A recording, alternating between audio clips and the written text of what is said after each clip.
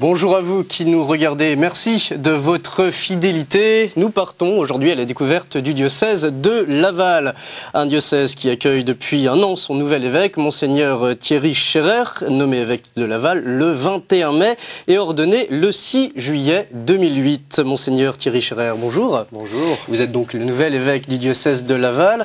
Alors vous avez passé un an à découvrir ce diocèse. Ce n'est pas vraiment des visites pastorales, mais plutôt des visites de découverte que vous avez effectuées. Vous êtes à peu près à un tiers des paroisses aujourd'hui. Alors qu'est-ce que vous avez découvert en arrivant dans ce diocèse? Il faut savoir que vous êtes un homme du Sud, vous avez été longtemps à Aix-en-Provence. Est-ce qu'il y a une vraie différence déjà culturelle entre ces deux diocèses? Alors oui, évidemment, elle est tout à fait marquée. D'abord, je ne connaissais pas du tout la Mayenne avant d'arriver. Je la connaissais par, quand même, rappelons-le, Monseigneur Billet, Louis-Marie Billet, qui a été une personnalité marquante de notre épiscopat et qui a été évêque de Laval avant d'être mon archevêque à Aix-en-Provence. Donc j'avais entendu parler de la Mayenne par Louis-Marie Billet, qui en parlait d'ailleurs avec beaucoup de... Qu'est-ce qu'il vous a confié sur ce diocèse ? Il m'a pas confié des choses personnelles parce qu'il ne s'imaginait pas que quelques années plus tard j'allais lui succéder, mais il en parlait volontiers comme d'un peuple attachant. Et moi, c'est vraiment la première découverte que j'ai faite. C'est un peuple très attachant, avec une mentalité quand même très différente du Sud, puisque dans le Sud, vous savez, le soleil y contribue certainement. Nous avons des hommes et des femmes plutôt exubérants, qui vous ouvrent tout de suite les bras, peut-être qu'ils ne les referment pas, mais en tout cas, ce sont des personnalités spontanées. En Mayenne... les gens sont plus réservés. Les gens sont plus réservés. Je me rends compte qu'ils attendent de voir, qu'il faut le temps de l'apprivoisement, comme aurait dit Saint-Exupéry. Et du coup, moi je prends mon temps. En tout cas, je vis ces premières visites de découverte. Alors je les appelle comme ça parce que une visite pastorale, ça supposerait que je sois là déjà depuis quelques années, qu'ensuite on aille dans le sens d'orientation un peu bien ficelé, si j'ose dire, bien cadré.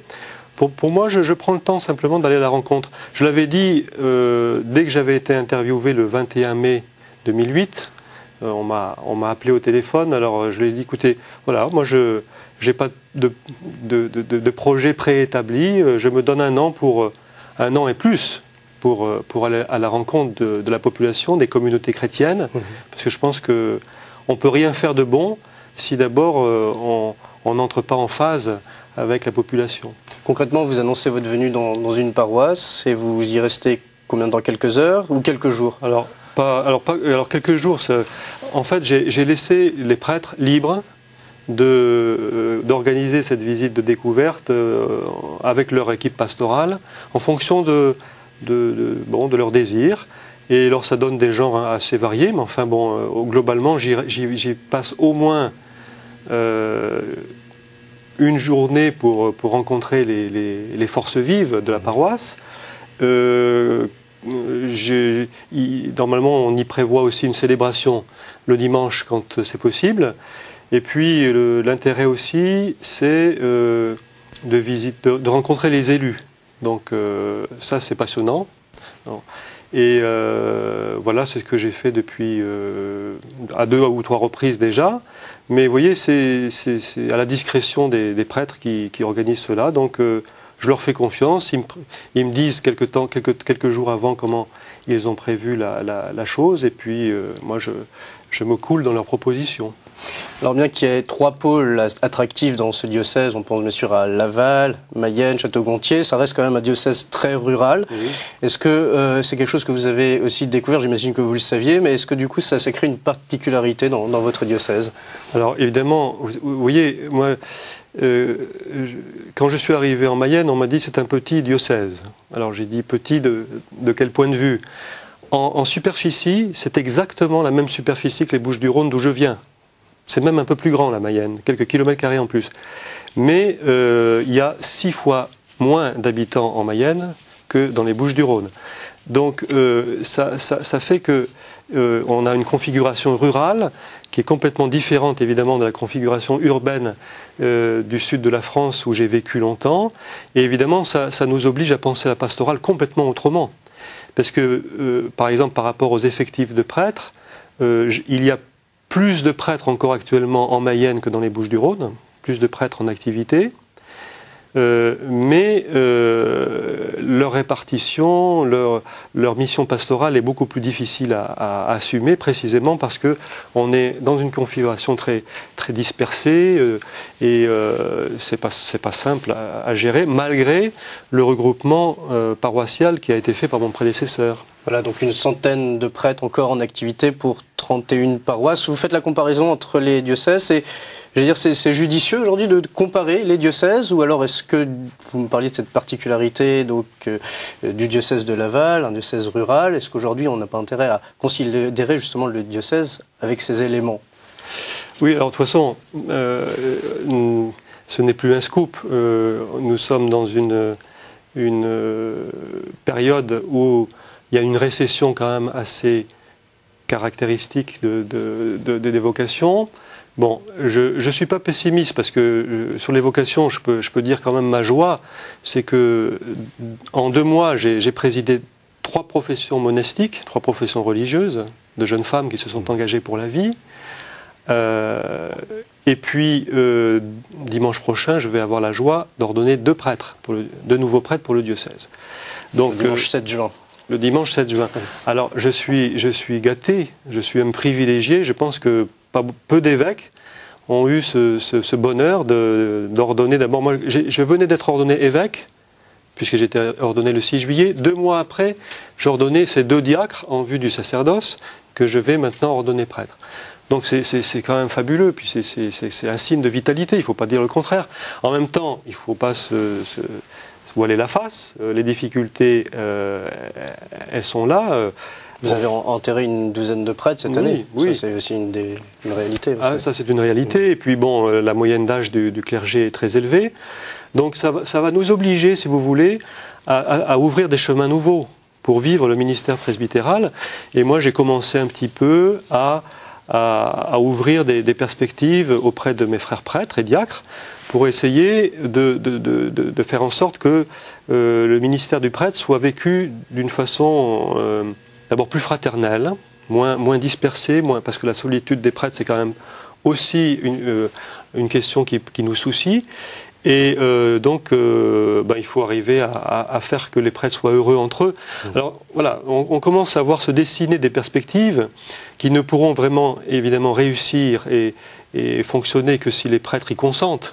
Mais déjà, avec la configuration du diocèse qui offre des petites villes bien réparties d'une façon régulière autour de Laval, on peut créer des pôles. Voilà, des pôles de fraternité sacerdotale où 2 ou 3 prêtres vivent peut-être sous le même toit, si possible, en tout cas de façon rapprochée, partagent le repas ensemble, partagent des temps de prière, se stimulent un peu dans la réflexion théologique et spirituelle.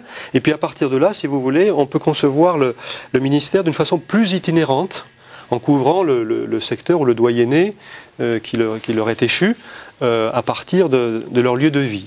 Alors voilà, ça peut réussir que si les prêtres y consentent, bien sûr, parce que bon, les prêtres ne sont pas des religieux.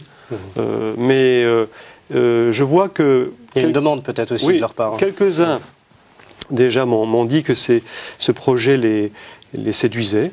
Et on va commencer avec cela. Et puis après, si ça marche avec une fraternité, on pourra peut-être Mais vous voyez, je crois qu'il faut déjà anticiper sur cette réalité parce que bon, le temps passe vite. Et il ne faudrait pas qu'on se trouve à court avec de très très gros problèmes ensuite à gérer. On va revenir quelques instants sur cette ordination de juillet dernier et on va voir les images de cette ordination au sanctuaire de Pontmain. On va revenir sur votre charge aussi d'évêque. Vous êtes un jeune évêque, 50 ans. Est-ce qu'on peut dire aujourd'hui que vous appartenez à une nouvelle génération d'évêques ?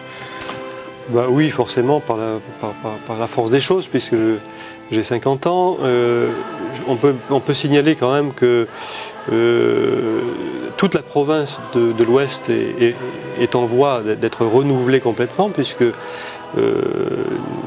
nous sommes pratiquement tous maintenant de la même génération, hormis nos deux frères aînés pour qui nous avons beaucoup d'affection. Georges Soubrier, évêque de Nantes, qui est sur le départ, et puis Lucien Fruchot à Saint-Brieuc, qui sait aussi que dans quelques mois, c'est fini pour lui. Alors, on va les regretter quand ils vont partir, parce qu'ils incarnent une sagesse, une expérience qui est bonne aussi pour nous, parce que nous, on déboule quand même sur le terrain pastoral en tant qu'évêque. Qu'est-ce que vous avez ressenti quand vous a appris cette nomination? Quand vous a dit, est-ce que vous acceptez? Est-ce qu'on vous laisse le choix déjà? Écoutez, le choix, il est quand on vous dit, quand le nonce vous raccompagne à la porte et qu'il vous demande de ne rien faire qui ferait obstacle à la décision du Saint-Siège, vous avez compris que votre liberté, elle est dans le sens du oui. Alors là, on peut toujours se dire que, bien sûr. Alors, Monseigneur le nonce a eu la délicatesse de me laisser quelques jours de réflexion. Ça fait un choc. Je ne vous cache pas que ça fait un choc. À quoi on pense tout de suite? La charge? Écoutez, oui, vous savez, à partir du moment où vous êtes appelé par l'annonciature, déjà, il vaut mieux être assis à son bureau. C'était le cas, heureusement, mais parce que la vie bascule. Hein, oui. La vie bascule, et puis d'un seul coup, c'est l'inconnu qui s'offre à nous. Et bien sûr, la charge, vous savez, elle est assez lourde. Hein, et on n'y est pas préparé, forcément. Maintenant, on s'appuie sur la grâce du Saint-Esprit. Je crois que c'est vraiment une école de confiance. Hein, ce qui nous arrive, il faut le prendre aussi comme un service d'église. C'est comme ça que ça m'a été présenté. Voilà, moi je pense quelquefois à la parole de Saint Augustin, quand je suis maintenant au milieu de mon peuple, quand je pense à ce que je suis pour vous, je m'épouvante, mais quand je pense à ce que je suis avec vous, je me réjouis. Et c'est vrai que la grande joie de l'évêque, c'est d'aller sur le terrain à la rencontre des communautés. C'est enthousiasmant, vous ne pouvez pas imaginer. Oui, parce que vous avez quand même une bonne connaissance de l'Église en France, de son évolution. On peut dire qu'il y a des grands enjeux, il y a des grandes questions auxquelles on doit répondre aujourd'hui. Donc il peut y avoir quand même, j'allais dire, quelques challenges. Vous parliez d'enthousiasme. Il y a quand même des points sur lesquels aujourd'hui, il faut se pencher. Dans ce diocèse de Laval, quelles ont été un peu les priorités que vous avez pu découvrir à première vue? Oui. Alors, les priorités, elles ont été fixées par mon prédécesseur Armand Maillard, qui a fait un admirable travail, qui a labouré vraiment le champ pastoral du diocèse pendant les 11 années qui ont été les siennes à Laval.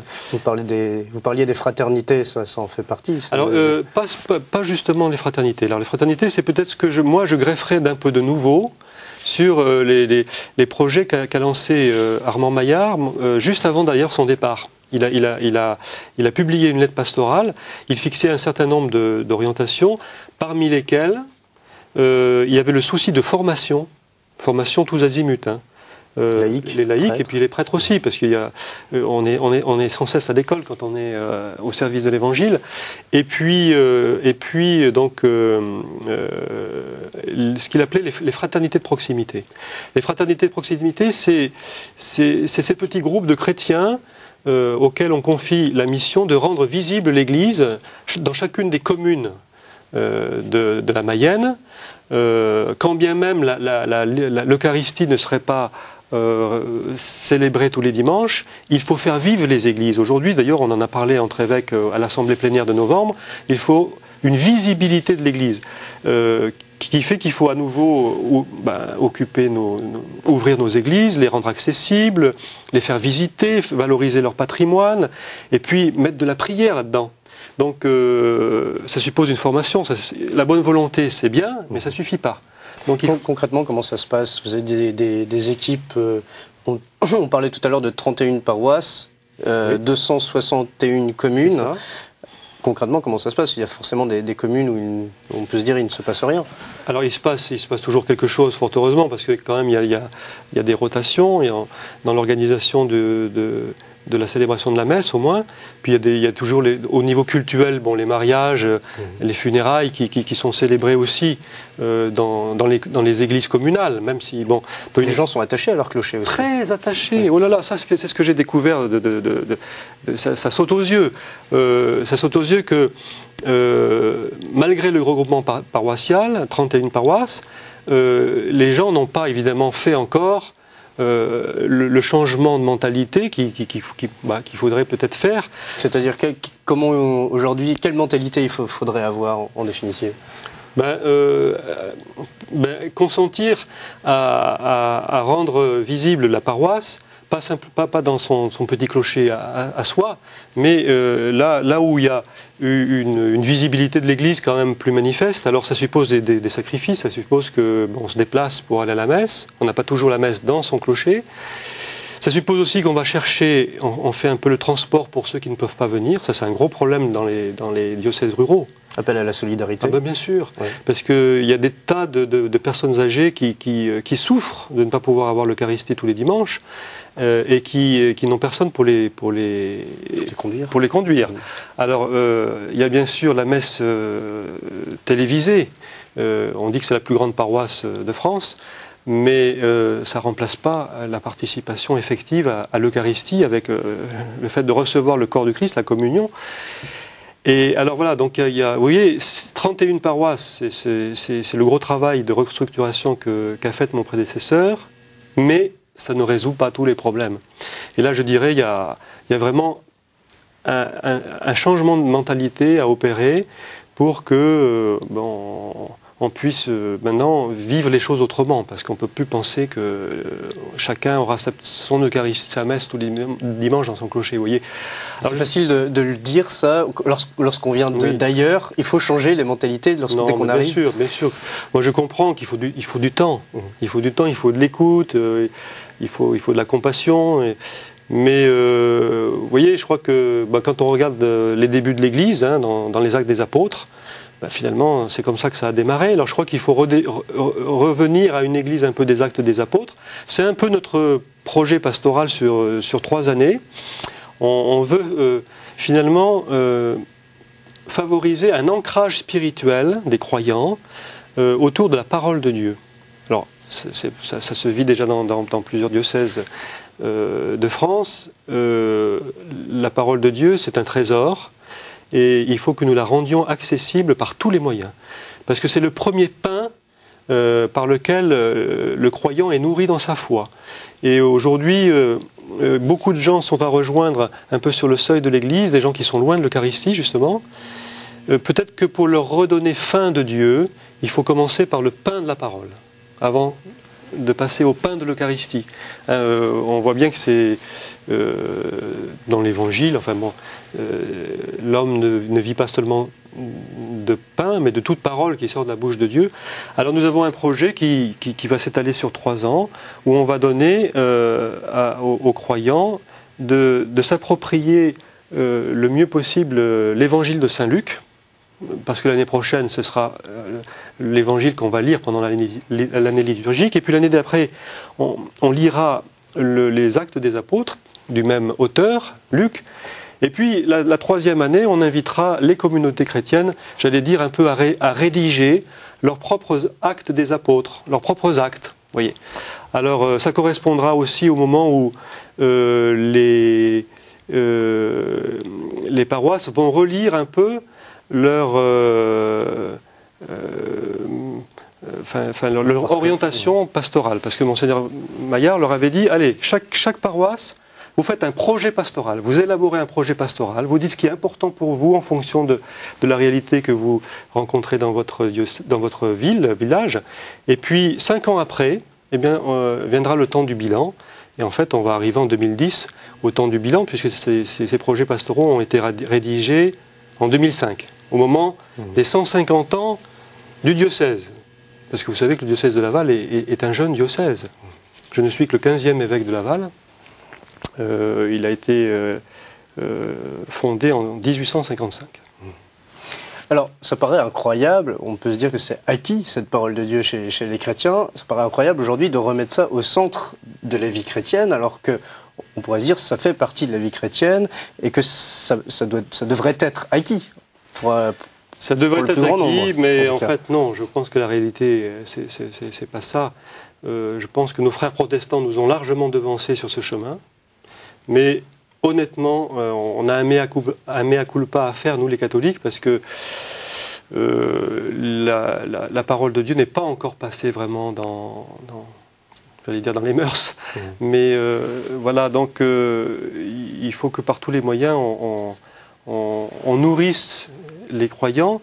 Alors, vous voyez, ça peut peut-être inquiéter les mouvements, par exemple, qui ont souvent leur propre thème d'année, et qui vont dire, mais oh, on va nous donner quelque chose en plus. Pas du tout. Non, mais c'est une invitation à peut-être consolider la colonne vertébrale de leur propre projet par la parole de Dieu. Parce que la parole de Dieu, c'est ce qui va redonner vigueur à la foi des chrétiens, et à partir de là, renouveler le tissu ecclésial et faire qu'on aura plus de vocations, parce qu'il n'y a pas de mystère. Si on veut plus de prêtres, plus de religieux, de religieuses, ben, il faut réévangéliser nos familles. Alors il faut basculer complètement dans une perspective missionnaire. Ça, c'est mon objectif premier.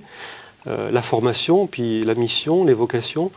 Voilà, mais vous voyez, je crois que la parole de Dieu, elle n'est pas passée encore, je ne crois pas. Hein. Alors vous avez un lieu important dans votre diocèse, le sanctuaire de Pontmain. Là, vous avez été ordonné. Oui. Est-ce que c'est des lieux justement qui peuvent aujourd'hui vous servir pour cette annonce missionnaire, ce travail missionnaire? Alors certainement. On voit des photos là en ce moment sur nos écrans.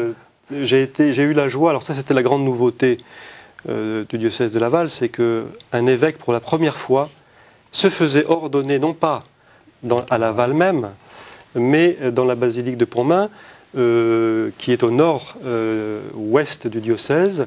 Donc un sanctuaire qui, comme vous le savez, l'apparition mariale. Les apparitions datent de 1871. C'est un message d'une beauté, d'une simplicité, d'une actualité extraordinaire. Priez. Mais priez, mes enfants. Déjà une invitation à la prière. Mon fils se laisse toucher. Voilà. Et je me dis, ben avec ça, avec ce message-là, avec cette apparition qui a été l'apparition qui a été le plus vite reconnue par l'Église dans toute l'histoire de France. Lourdes, ça a pris beaucoup plus de temps, mais pour moi, c'était tellement évident. On s'est dit, ben oui, alors voilà, c'est Monseigneur Vicard, le premier évêque de Laval, qui a reconnu officiellement ces... Alors moi, j'ai eu cette grande joie d'être ordonné à Pontmain. Et puis maintenant, je mets en place une nouvelle équipe. Elle arrive ces jours-ci. Un nouveau recteur, une nouvelle communauté religieuse qui va prendre en main l'animation spirituelle et pastorale du sanctuaire. Et avec ça, je pense qu'on a un très bel outil pour évangéliser la Mayenne dans les mois, dans les années qui viennent. Concrètement, il va s'y passer d'autres choses que les pèlerinages annuels. Il va y avoir peut-être un centre diocésain, quelque chose de plus... Oui, alors bon, nous, on a un chantier immobilier à mettre en route, parce que ça c'était prévu depuis plusieurs années. Maintenant, ça y est, il faut donner le coup d'envoi. Donc il va y avoir des travaux conséquents. Mais oui, alors c'est bien sûr les pèlerins qui vont être accueillis, qui vont être nourris dans leur foi. Voilà, l'évangélisation, ça passe justement par la prédication, le ministère de la confession, parce que dans les sanctuaires, c'est un lieu de miséricorde, de rencontre avec le Christ miséricordieux. Et puis, il faut qu'on en fasse un pôle de rayonnement pour les jeunes. Voilà, moi, d'ailleurs, l'année dernière, je venais d'être ordonné évêque, j'ai eu la joie d'accueillir 800 jeunes à Pontmain, pour les JMJ locales, vous savez, comme ceux qui n'ont pas pu partir à Sydney, on les a accueillis à Pontmain et c'était merveilleux. Alors justement, on va peut-être terminer sur ces jeunes, il nous reste très peu de temps. Oui. Quelles sont vos convictions aujourd'hui par rapport à ce problème des vocations? Vous parlez d'une église appelante, missionnaire. Aujourd'hui, ces jeunes-là, comment on peut les toucher concrètement? Qu'est-ce que vous souhaitez faire pour terminer cette émission? Ce qu'il faut faire, il faut tout mettre, tout miser sur les jeunes. Ça, c'est, je pense, une nécessité absolue. Et puis, c'est une joie en même temps, parce que les jeunes ne sont pas l'église de demain, c'est l'église d'aujourd'hui. Alors, on a un potentiel formidable en Mayenne, parce qu'on a beaucoup de jeunes familles qui sont installées à Laval, mais dans la périphérie. Et puis, n'oublions pas, la Mayenne, c'est un enseignement catholique extrêmement fort, avec 40% de la jeunesse qui passe par les établissements catholiques. Donc là, il y a quelque chose à faire. Bien sûr, on a un formidable potentiel. J'ai nommé, ça a été mon premier acte officiel, j'ai nommé un nouveau directeur diocésain d'enseignement catholique dans l'été qui a suivi ma nomination. Il a une mission particulière? Il a la mission de plus particulière qu'effectivement de la gestion et de l'administration. Lui, c'est un apôtre, c'est un missionnaire. Lui aussi, il a commencé d'ailleurs à aller à la rencontre de toutes des établissements. Je crois qu'il a dû faire plus d'une centaine. C'est un apôtre, vous dites. C'est un apôtre. Oui. Ah oui, c'est vraiment un apôtre. Il est habité par ce souci-là. Donc, forcément, on va travailler ensemble. On ne peut pas travailler autrement qu'ensemble. Et puis Laval, c'est une ville où il y a quand même 4000 étudiants. On ne dit pas suffisamment, dont 700 sont en campus catholique. Alors là, il y a aussi un vivier très intéressant et il y a des propositions à leur faire qu'on va élaborer dans les mois qui viennent. Je ne peux pas vous dire ce qu'on va faire tout de suite parce que je suis encore, comme je vous le disais, en étape de découverte. Monseigneur Thierry Scherer, un grand merci. Nous arrivons au terme de cette émission. Nous allons donner quelques informations sur le diocèse de Laval. Tout d'abord, ce site internet, diocèse-laval.cef.fr. L'adresse s'affiche en bas de votre écran. Quant à nous, on se retrouve la semaine prochaine pour une nouvelle destination de la vie des diocèses. Vous pouvez dès à présent retrouver notre émission sur www.ktotv.com. À très bientôt.